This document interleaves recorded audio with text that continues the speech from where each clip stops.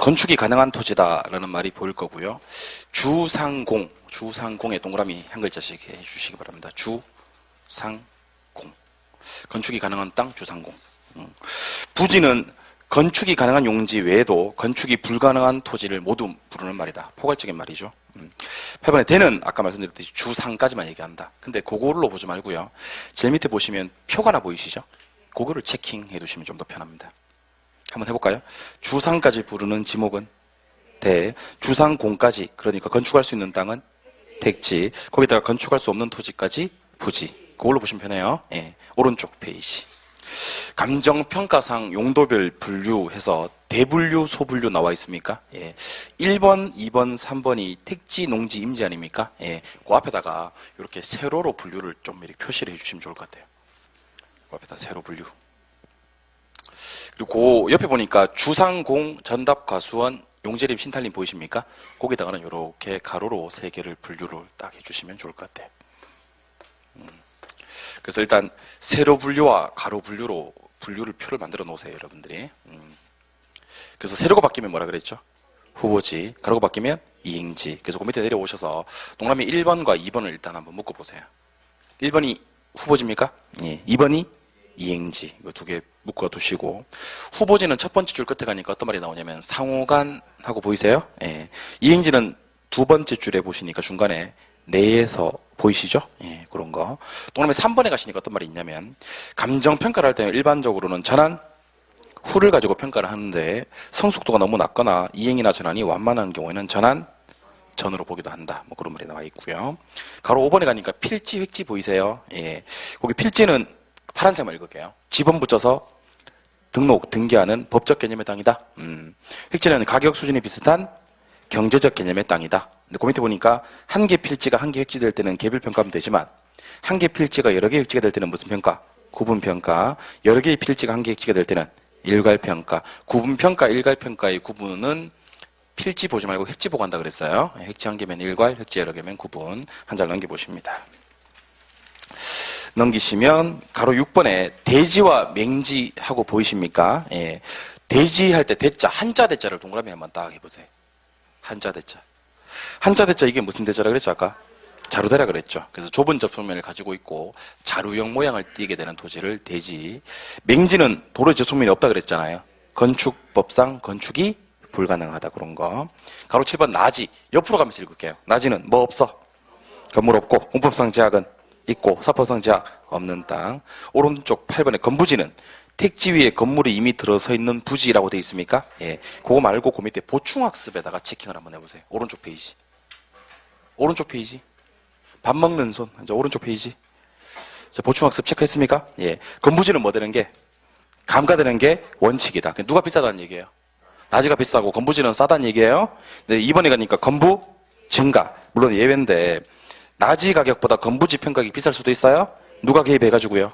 정부가 개입해가지고 규제가 강화되면요. 그리고 꼭 해야 될 작업이 9번, 10번 묶어주셔야 돼요. 9번, 10번. 자, 9번, 10번 밑에 묶었습니까? 예. 뭐와? 공지와 공한지. 공적 제한 때문에 어쩔 수 없이 비워놓은 땅은 공지. 도시 토지로서 집가 상승 기대하면서 방치하면서 비워놓은 땅은 공한지. 그렇게 보시면 돼요. 한 장 넘기십니다. 넘기시면 11번 휴한지와 12번 유휴지인데요. 11, 12 일단 묶으시고요. 한자 한 글자씩 동그라미 할게요. 휴 동그라미 하고요. 유 동그라미 해요. 쉬고 있는 땅은 뭐고요? 휴. 놀고 있는 땅은 유. 그렇게 보시면 돼요. 가로 13번부터 설명을 좀 드릴 건데요. 칠판 한번 보죠. 오늘은 첫날이라서 좀 천천히 나간 겁니다. 자, 법지와 빈지를 구분하실 때는 이렇게 구분하시면 돼요. 법지는 법적 소유권은 있는데 이용 가치가 없는 땅을 법지라고 하고요. 빈지는 법적 소유권은 없는데 이용 가치가 있는 땅을 빈지라 그래요. 참고로 빈지를 바닷가라고 부르기도 해요. 바닷가. 바닷가 옆에 있는 땅을 말하는 것 같아요. 일단 칠판 보시고요. 이게 집이 경사가 져 있는 땅이 이렇게 있다고 쳐봐요. 그리고 여기가 경사가 져 있는 땅이 이렇게 있는데 잘 보세요. 여기 갑땅이고요. 을땅이에요. 근데 토지를 측량할 때는요. 항상 경사 하단면을 끊어서 측량을 해요. 하단면은 여기 끊는다는 거예요. 그럼 제가 지금 빗금 치는 부분의 땅은요. 하단면 끊으니까 갑땅에 들어가요? 을땅에 들어가요? 을땅이 들어가지. 하단면 끊어버리니까. 알겠죠? 이런 땅을 을이 가져갑니다. 을은 좋아하지 않습니다, 이게. 땅이 늘었다고 해서. 왜냐하면 이런 땅이 법지거든요. 법지 뭔지 다시 한번 여쭙겠습니다. 법적 소유권은 있어, 없어? 있어. 누구 땅이니까? 을 땅이니까. 근데 이용 가치가 전혀 없는 땅이에요. 이용 가치가. 실제로 이런 땅은요, 토사 유출이나 붕괴를 막기 위해서 축대나 옹벽 같은 거 설치해야 돼요. 축대, 옹벽. 누구 비용으로? 을 비용으로. 해도 되고 안 해도 돼요? 의무적이에요? 의무적으로 해야 돼요, 이런 땅은요. 그러니까 괜히 내 면적에 들어오는 바람에 골치만 아픈 땅을 법지라 그래요. 법지 이해되시죠? 예. 빈지는 이렇습니다. 우리 조석간만의 차라고 얘기를 합니다. 서해안에 가면 조석간만의 차가 큰데, 자, 잘 들으셔야 돼요. 조석간만이라 하면 아침 저녁에 밀물 썰물의 차이예요. 물이 가장 나갔을 때를 간조 그래요. 간조. 가장 찼을 때를 만조 그러고. 그 일정 공간을 남겨두고 토지 등록이 이루어집니다. 그리고 등록 지점 위부터가 법적으로 토지예요. 자, 그럼 지금부터 잘 들으셔야 돼요. 간조 아래는 언제나 바다예요. 뭐라고요? 바다. 언제나 바다입니다. 간조 만조 사이는요, 갯벌이라 그래요. 갯벌. 갯벌은 학문적 용어는 아니고요. 이런 땅을 간석지라고 불러요. 간석지. 뭐라고요? 간척지 아니고 간석지. 뭐라고요? 갯벌 간석지라고 불러요. 그리고 만조부터 바로 등록이 이루어지는 게 아니고 일정 공간 이렇게 공간을 남겨두고 백사장을 생각하시면 좋을 것 같아요. 백사장 부분을 남겨두고 토지 등록이 이루어지고 법적으로 토지예요. 그리고 백사장 부분이 빈지예요. 바닷가라고 부르기도 하는데, 자, 대답하시죠. 그러면 이제 빈지가 어디부터 어디까지인지 대충 알겠죠? 어디부터? 만조부터 토지 등록 사이에 있는 땅을 말하는 건데, 빈지는 등록이 됐어요, 안 됐어요? 안 됐죠. 그러니까 법적 소유권이 있어요, 없어요? 없죠. 하지만 여름철에 우리 백사장 이용합니까, 안 합니까? 이용 가치는 있죠. 이런 땅을 빈지라 그래요. 그러니까 빈지는 뭐는 없는데, 법적 소유권은 없는데 이용 가치는 있는 땅. 그러니까 법지와 빈지를 왜 같이 공부하는지 대충 느낌이 옵니까? 느낌이 와요? 정확히 개념이 반대예요. 법지는 법적 소유권은 있는데 이용 가치가 없는 땅이고요. 빈지는 법적 소유권은 없는데 이용 가치가 있는 땅을 빈지라 그래요. 그래서 공부하는 방법 알려드릴게요. 요것만 얘기하세요. 법 있으면 법지고 법 없으면 빈지 이렇게 암기하세요. 이용 가치는 반대예요. 반대란 말은 무슨 말인지 알죠? 법이 있는 곳에는 이용 가치가 없고요. 법이 없는 곳에는 이용 가치가 있다. 요 개념만 정리하시면요. 법만 가지고 얘기하는 거예요. 법 있으면 법지, 법 없으면 빈지, 이용 가치는 반대. 그러니까 법적 소유권은 있다. 그러면 무슨 죄야? 법지, 이용 가치는 없을 거니까. 법적 소유권이 없다. 그러면 빈지. 그리고 이제는 빈지가 어디부터 어디까지인지도 알아야 되는데, 빈지가 어디부터 어디까지인지를 알기 위해서는 이렇게 공부하시는 게 좋아요. 잘 보세요. 간조 아래는 어디죠? 바다죠. 간조 만조 사이는요? 간석지고요. 만조와 등록지점 사이는요? 빈지고요. 등록지점 위가 토지. 그러니까 네 등분 딱 해놓으면 절대로 안 틀려요. 제일 위에 뭐 있어? 토지, 밑에 빈지, 밑에 간석지, 밑에 바다. 그럼 빈지는 어디와 어디 사이냐면요, 만조부터 등록지점 사이에 있는 땅을 빈지라고 얘기를 하는 겁니다. 알겠습니까? 예. 그리고 선화지란 땅이 있는데, 선화지는 고압선 아래에 있는 땅이에요. 고압선 아래에 있는 땅. 고압선 아래에 있는 땅을 선화지라고 합니다. 통상적으로 가격이 싸겠어요? 비싸겠어요? 싸죠. 선화지는 보통 한가됩니다. 알겠죠? 예. 그 다음에 작년시험에 나왔던 땅인데, 포락지가 작년시험에 떴어요. 포락지는 뭐냐면, 자, 보세요. 하천이 이렇게 흘러요, 하천이. 그러는데, 요 옆에 갑이 열심히 농사 짓고 살고 있었고요. 요 옆에 을이 열심히 농사 짓고 살고 있어요. 근데 하천이 범람을 해버렸어요. 이제 하천도로 변해버렸다니까. 그러니까, 전답이 하천에 잠긴 땅. 하천법상의 용어인데, 이걸 포락지라 그래요. 그러니까 오늘 시험에 나올 때는 뭐 집안이 절토되어서 무너져 내린 땅, 떨어져 나간 땅, 떨어질 낙자 써서 포락지라고 얘기를 합니다. 알겠죠? 예. 장시험에 나왔다니까 별표 치고 계신 분. 무슨 말인지도 모르고 진짜. 그래서 내가 교재를 여러분들한테 안 맡긴다니까. 예. 포락지는 장담컨대 이번 시험에 안 나옵니다. 그냥 보는 거예요. 고압선 아래에 있는 땅은 선화지. 장담은 하면 안 되지. 장담 빼고 아까 편집해 주세요. 장담은 아니고 안 나올 가능성이 많다는 거죠. 장인 나왔다는 말은 안 나올 가능성이 많아요. 작년에 2번 문제 나왔어요. 전답이 하천에 잠긴 땅을 뭐라고 하느냐? 포락지. 난이도 최하짜리입니다. 고압선 아래에 있는 땅 뭐? 선화지. 전답이 하천에 잠긴 땅, 포락지. 그냥 그렇게 보는 거예요. 교재 보겠습니다. 가로 13번에 법지와 빈지 나옵니까? 예. 가로 1번에 법지, 동남이 1번에 법지가 보이고 동남이 2번에 빈지가 보이는데 두 개를 묶어주세요. 묶었어요? 예. 동남이 1번에 무슨 지가 있어요? 법지가 있죠. 법지 앞에다 요걸 쓰세요, 그냥. 법지 앞에다 쓰세요. 법 OEX 이렇게 써버리세요. 법 OEX. 우리 이 말 무슨 말인지 알죠? 뭐는 있는데? 법적 소유권은 있는데 아무 이용 가치가 없다. 그럼 이번에 빈지는 뭐라고 써야 되는지 알겠죠? 법 XEO 이렇게 쓰는 거지. 법 XEO. 법적 소유권 없는데 이용가치가 있는 땅. 이렇게.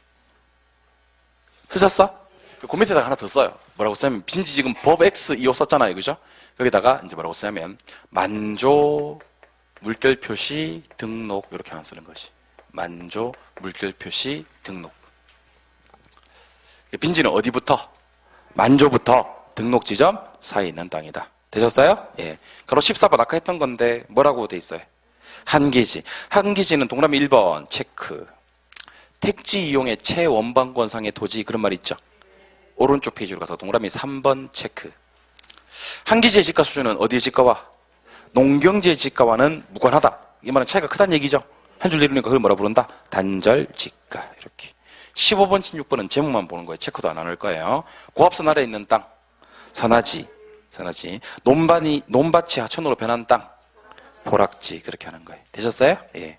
그리고 책을 조금 한 장을 넘기시면요. 53쪽. 2번에 보니까 부동산의 유형이란 표현이 나옵니까? 예. 수익을 발생하는 부동산이냐, 그렇지 않은 부동산이냐를 가지고 둘로 구분해요. 수익을 발생하면 무슨 부동산? 수익성 부동산. 수익을 발생하지 않으면 비수익성 부동산. 동그라미 1번, 2번 묶어주시고 읽어주시기만 하면 돼요. 가로 2번에 시장성이란 말이 있습니까? 예. 시장성이란 말 위에다가 쓰세요. 거래. 시장성이란 말 위에다가 거래라고 쓰시고, 그리고 밑에 동그라미 1번, 2번 묶어주세요.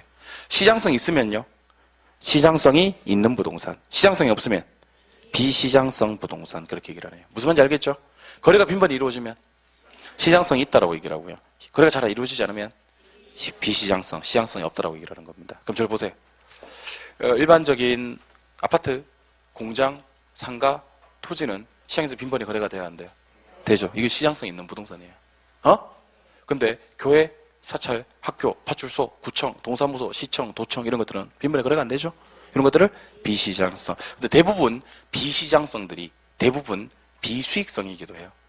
그러니까 방금 제가 말씀드렸던 부동산이 특수목적이나 공익목적의 부동산들이잖아요. 얘들은 거래도 잘 안 되고 수익을 발생하는 물건도 아니야. 그래서 제가 앞으로 비시장성, 비수익성은 보통 같이 설명할 거예요. 비시장성, 비수익성은 거래도 잘 안 되고 수익을 발생하지도 않는 것들은 공익목적이나 특수목적의 부동산들이 주로 그러하다. 알겠죠? 예. 내려오시니까 3번에 주택의 용어하고 나옵니까? 예. 가로 1번에 무슨 주택이 떠요? 단독주택. 단독주택은 또다시 몇 가지로 분류됩니까? 4개 다 외우셔야 돼요. 뭐 있어요? 단독, 다중, 다가구, 공간. 이렇게 4개 돼 있습니까? 예. 한 장 넘겨볼까요? 가로 2번에 가니까 무슨 주택? 공동주택. 몇 개 있습니까? 4개 다 외우셔야 돼요. 이거 뭐예요? 아파트, 연립, 다세대, 기숙사. 이렇게 돼 있습니다. 다시 앞으로 넘겨볼까요? 아까 단독주택에는 뭐 있었어요?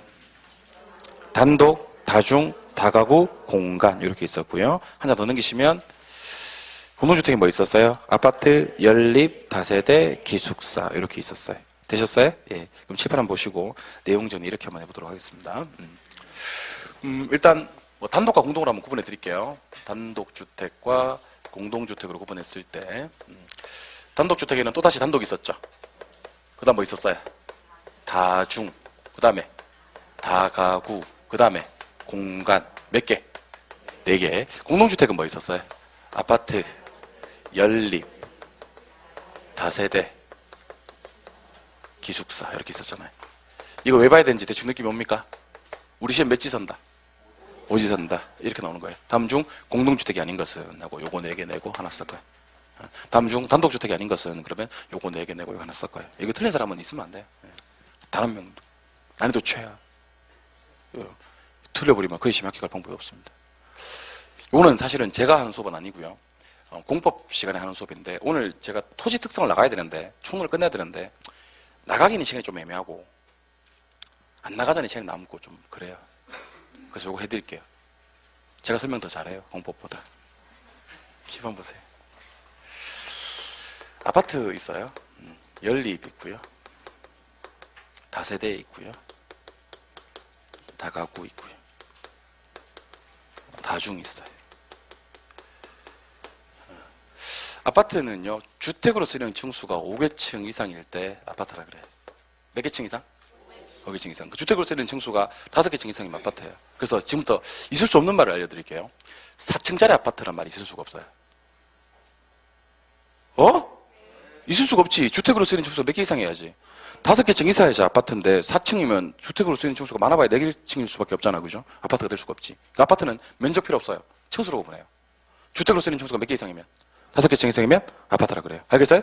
그럼 주택으로 쓰이는 층수가 4개층 이하이면요. 연립 또는 다세대라 그래요. 근데 면적으로 구분하는데 660제곱미터입니다. 한동면 전체 면적이 660제곱미터를 초과하면 연립이고요. 이하면 다세대예요. 이해되셨어요? 그러니까 좀 크면 뭐고요? 연립이고 좀 작으면 다세대. 한동 면적을 가지고 얘기하는 거예요. 200평 기준이에요. 660제곱미터는 약 200평. 그러니까 좀 크면 연립이고 좀 작으면 다세대예요. 다가구주택은요. 주택으로 쓰는 층수가 3개층 이하예요. 몇 개층? 3개층. 그리고 또 660제곱미터 이하예요. 다중은요. 3개층 이하고요. 330제곱미터 이하예요. 아니 쌤 이걸 그럼 다 외워야 되나 이걸 갖다가? 예, 다 외워야 돼요. 그럼 이거 언제까지 다 외워야 되는데? 지금 당장 다 외울 거예요. 이거 갖다가. 요까지 외우고 집에 갑시다. 우리 한번 그래 보아요. 이거 한번 해봅시다. 자 그러면 이렇게 구분하는 거예요. 아파트와 나머지를 구분할 때는 뭘로 구분하는 거예요? 층수로 구분하는 거예요. 몇 개층? 5개층. 그리고 4개층. 되셨어요? 예. 근데 연립과 다세대를 구분할 때는 층수로 구분 못 해. 맞잖아요. 둘 다 4개층 이하잖아. 면적으로 구분하는 거예요. 기준은 얼마? 660. 좀 크면? 연립? 좀 작으면? 다세대. 다세대와 다가구는요. 면적으로는 구분 못 해요. 둘 다 660제곱미터 이하예요. 그럼 뭐로 구분하는 거예요? 층으로 구분하는 거예요. 몇 개층? 4개층 이하는 다세대, 3개층 이하는 다가구. 알겠어요? 다중은 층수랑 구분 못 해요. 면적으로 구분하는 거예요.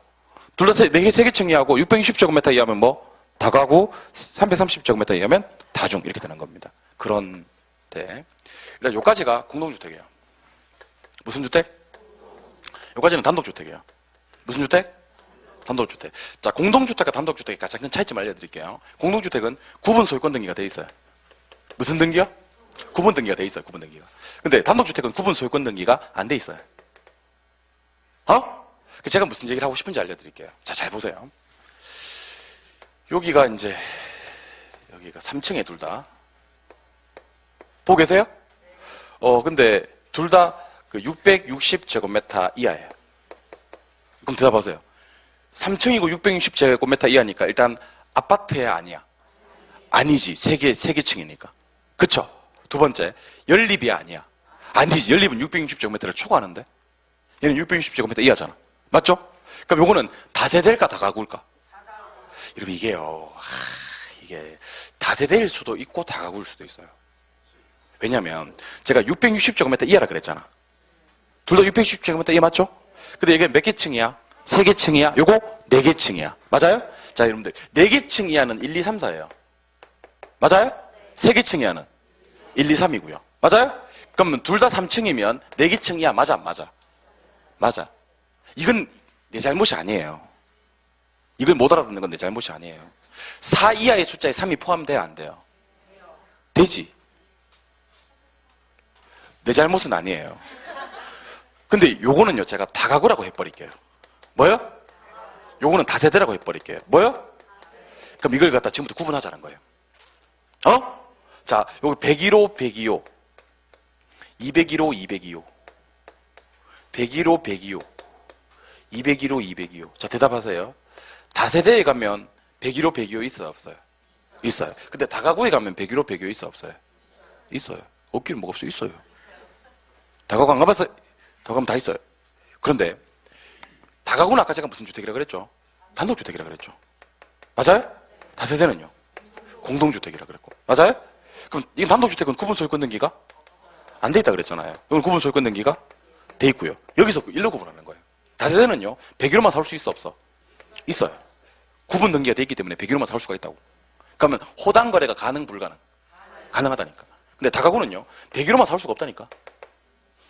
단독주택이라 가지고 호당 거래가 불가능하다니까. 알겠어요? 그러면 사고 싶어 죽겠어. 막 누우면 얘 때문에 잠을 못 자. 그럼 어떻게 해야 돼? 다 사야 돼요. 한 동 전체를 거래 대상으로 삼아야 됩니다. 그게 다가구예요. 알겠습니까? 그러니까 학문적으로는 구분할 수 있지. 학문적으로는 둘 다 면적은 얼마 이하고 660제곱미터 이하고 시험에 나왔을 때 맞출 수는 있지. 4개층 이하라고 뜨면 뭐 다세대, 3개층 이하라고 뜨면 다가구. 근데 실무에서 구분할 때는 그렇게 구분하는 게 아니고 실무에서 구분할 때는 4개층 이하에도 3층이 포함되고요. 3개층 이하에도 3층이 포함된단 말이야. 그러면 3층짜리 다세대나 다가구 있을 수 있다는 거지. 이해되셨어요? 그럼 뭘로 구분하냐면 단독주택이나 공동주택이냐로 구분하는 거예요. 구분소유권 등기가 돼 있으면 공동주택이라서 다세대로 가는 거고요. 구분소유권 등기가 안 돼 있으면 단독주택으로서 다가구로 가는 거예요. 다가구는 호당거래가 안 되고요. 다세대는 호당거래가 가능한 거예요. 그리고 우리가 흔히 얘기하는 빌라 같은 거 있잖아요. 빌라는 호당거래가 돼, 안 돼? 그건 되잖아. 그럼 그거는 다세대로 가야 되는 거예요. 알겠습니까? 우리 흔히 원룸 투룸 하는 거 있잖아요. 그거는 호당거래가 잘 안 되잖아요. 그럼 그거는 다가구로 가는 거라고요. 알겠습니까? 그게 면적이 좀 더 적으면 그건 다중으로 가는 거고요. 3개층 이하에서 330제곱미터 이하면 다중으로 가는 거고요. 이해되셨습니까? 그렇게 구분하는 거예요. 그래서 여러분들 나중에 중개업자 되면 여러분들한테 어려운 거 안 묻습니다. 의뢰인이. 이런 거 물어요. 다세대와 다가구가 뭐 다르죠? 이런 거 묻는다니까. 그러면 다세대는 여러 세대가 살고 다가구는 여러 가구가 사나? 그래버리면 공신력이 상당히 떨어지는 중개업자가 되는 거죠. 그러니까 다세대와 다가구는 일단 이렇게 구분해 주시는 게 좋아요. 일단 이런 얘기는 해도 잘 몰라요. 아파트는 5개층 이상이고 연립과 다세대는 둘 다 4개층 이하인데 좀 660제곱미터를 초과하면 연립이고 이하면 다세대입니다. 다가구도 660제곱미터 이하긴 한데 3개층 이하일 때는 다가구입니다. 다중도 3개층 이하긴 한데 330제곱미터 이하면 다가구입니다. 그러면 뭐만 잘 모른다고. 그러면 다세대와 다가구를 구분할 때는요. 공동주택과 단독주택으로 접근해 주셔야 돼요. 다세대는 무슨 주택이라서? 공동주택이라서 구분 소유권 등기가 되어 있고 따라서 호당거래가 가능하지만 다가구는 무슨 주택이라서 단독주택이라서 구분 소유권 등기가 안 돼 있고 호당거래가 불가능하다 이렇게 하는 겁니다. 근데 이걸 지금 외울 거라 그랬으니까 저를 바라봐 주세요. 이거 보지 마세요. 이거 보면 못 외워요. 집에서 따로 공부해야 돼요. 자, 일단 주택을 단독과 공동으로 구분합니까? 단독 4개를 다 얘기해 주세요. 시작. 또다시 단독, 다중, 다가구, 다중, 공간 이렇게. 맞아요? 공동주택은요? 아파트, 연립, 다세대, 기숙사 이렇게. 근데 뭐 기숙사나 공간은 시험에 떠도 제목만 뜨지 내부 세부 내용은 안 묻고요. 5개를 물을 건데 아파트는 주택으로 쓰이는 층수가 5개층 이상, 면적 필요 없어요. 5개층 이상 아파트예요. 그러면 4개층 이하는 뭐예요? 연립이나 다세대인데 기준점은 660제곱미터 초과하면 연립, 이하면 다세대. 3개층 이하인 게 2개가 있는데 다가구와 공간인데 미쳐나봐요. 다가구와 이거 어렵네. 이거 못하겠네, 이거. 엄청 어렵네. 다가구랑 다중인데, 660제곱미터 이하면 다가구, 330제곱미터 이하면 다중, 이렇게 공부하시면 됩니다. 무슨 말인지 알겠죠? 그거는 이론적인 거고, 구분할 때는 단독과 공동으로 구분해서 정리하시면 좋을 것 같아요. 2문제만 풀어보겠습니다. 한 장 넘겨볼게요. 한 장 넘기셔서, 일단 길잡이 문제 5번 보이십니까? 54쪽에 길잡이 문제 5번 보이세요? 주택의 분류 중에서 공동주택 유형으로 틀린 것은 이런 문제는 진짜 틀리시면 안 돼요, 진짜. 보고 계세요? 공동주택 아닌 건 뭐예요? 예? 다중. 정답 몇 번? 4번. 그렇게 보시면 되는 거고. 그 다음에 책을 63쪽으로 한번 가볼게요. 63쪽. 63쪽에 하시니까 16번 문제 있습니까? 이 정도가 좀 어렵게 나온 문제예요. 난이도가 상급은 총론에 안 나오고 63쪽에 16번 문제가 이제 난이도 중급 정도 되는 문제인데 재작년에 나왔던 문제예요. 25회 때. 주택의 유형에 대한 설명이다. 옳은 것을 찾아라 그랬습니다. 보고 계십니까? 1번. 연립입니까? 연립? 연립은 660제곱미터를 초과하잖아요. 다세대가 660제곱미터 이하고 연립은 660제곱미터 초과하기 때문에 1번 땡입니다. 예. 2번 뭐라고 돼 있어요? 다가구. 다가구는 3개층 이하는 맞습니까? 근데 330이 아니라 660이었잖아. 다중이 330이었고. 기납니까? 3번. 다세대 돼 있습니까? 다세대는 일단 다 틀렸네. 일단 뭐라고 해야 되고 660제곱미터 이하고 5개층이 아니라 4개층이라고 해야지. 맞아요? 예. 그리고 4번에 다중이라고 돼 있습니까? 몇 제곱미터 이하? 330제곱미터 이하. 오케이. 몇 층 이하? 3층 이하. 오케이. 정답 몇 번? 4번. 이렇게 푸는 겁니다. 무슨 말인지 알겠습니까? 이걸 맞추려면 시험장 가서 맞추려면요 정확하게 알고 있어야 돼요. 정확하게. 저를 보시고 다시 아파트 5개층 이상 됐어요? 연립과 다세대는 4개층 이하의 660제곱미터 초과는 연립, 이하는 다세대. 알겠어요?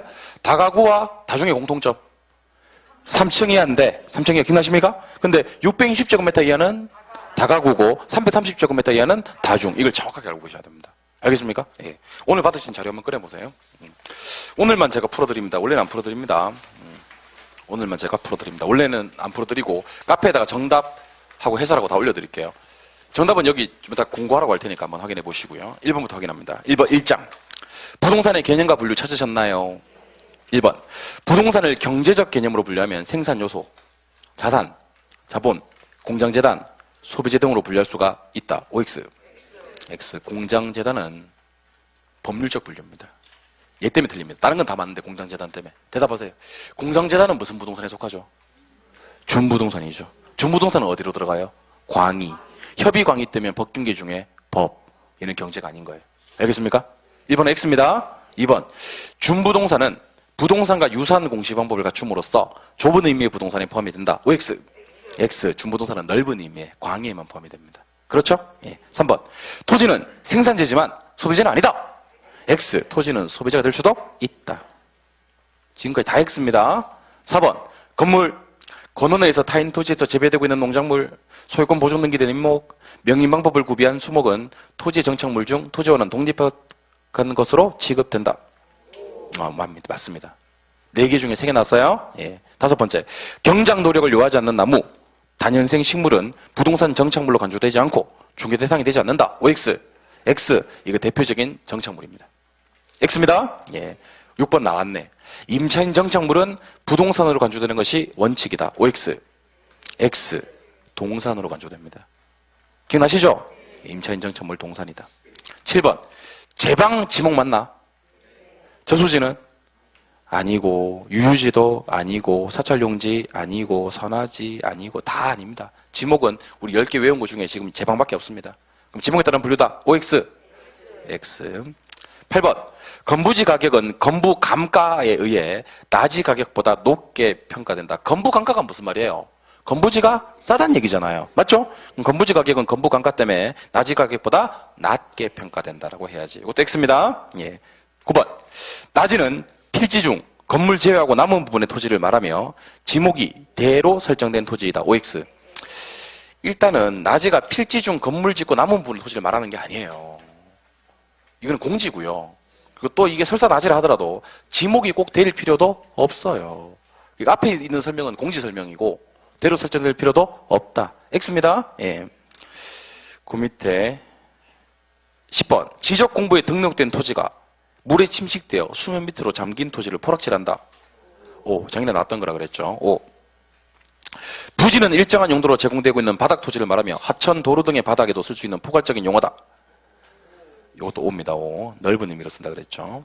획지는 인위적, 자연적, 행정적 조건에 따라 다른 토지와 구별되는 것으로 가격 수준이 비싼 일단의 토지를 말한다. 이것도 5죠. 가격이 비싸면 획지라 그랬어요. 공지는 지력 회복을 위해서 정상적으로 쉬는 땅이다. 쉬는 땅. X. 휴한지입니다. 휴한지예요. X. 후보지는 임지, 농지, 택지, 상호간에 전환되고 있는 지역의 토지를 말한다. 5. 상호간은 후보지 맞습니다. 5. 법지는 소유권은 인정이 되지만 이용 실익이 없거나 적은 토지를 말한다. 5. 법지에 대한 설명입니다. 16번 아직 안 배웠는데 지하 공간을 활용하는 방안으로는 구분지상권, 개발권 양도제도, 용적률 인센티브 제도 등이 있다. 이거 X예요. 이거 공중공간입니다. 답만 불러드립니다. X. 17번. 토지 소유권의 구체적 범위 해석에 대해서는 법원의 판단에 의존하기도 한다. 요거 5입니다. 5. 나중에 배울 겁니다. 토지 지하에 관한 권리 하나인 강업권은 토지 소유자의 권리로 인정이 된다. 요거 X입니다. 강업권은 광물은 소유권이 인정되지 않습니다. 2장 부동산의 특성은 다음 주에 배울 겁니다. 그럼 다음 주는 몇 쪽부터 수업을 진행할 거냐면 64쪽부터 진행을 해서요. 부동산 경제론을 모두 끝내는 방법으로 수업 진행하도록 하겠습니다. 강의 계획표 보시면서 따라오시면 좋을 것 같습니다. 다음 주에도 이런 자료가 나갈 거고 요거 정답이나 해설이 궁금하신 분들은 저 카페에다가 제가 내일까지 올려놓을게요. 내일까지 올려놓을 테니까 내일 카페에 들어오시면 정답하고 해설 확인하실 수 있을 겁니다. 요거 저기 막 써도 돼요. 막 써도 되는 게 나중에 출력하실 수 있게끔 그 카페에다 올려놓을 때 새 거 하나 올려놓고 해설편도 하나 올려놓을 테니까 그렇게 보시면 되겠습니다. 아시겠죠? 뭔 말인지 모르시면 그냥 뭐 해요. 예. 예, 오늘 고생하셨고요. 일단 다시 한번 강조를 하겠습니다. 우리 1월달, 2월달 수업은 시험에 나오는 거 위주로 수업을 진행할 거다라는 얘기를 했고 교재에다가는 손대지 마라. 3, 4월달에 교재 정리해 드릴 테니까. 그리고 수업 열심히 참여하시면 시험 칠 때쯤 되면 수업 시간에 열심히 한 것만으로도 제가 65점 정도로 만들어 드릴 테니까 저 믿고요. 우리 1년 동안 열심히 한번 해서 부디 좋은 결과 있으시기를 바랍니다. 아시겠죠? 예, 고생 많이 하셨고요. 다음 주까지 힘찬 한 주 되시기 바랍니다. 수고하셨습니다.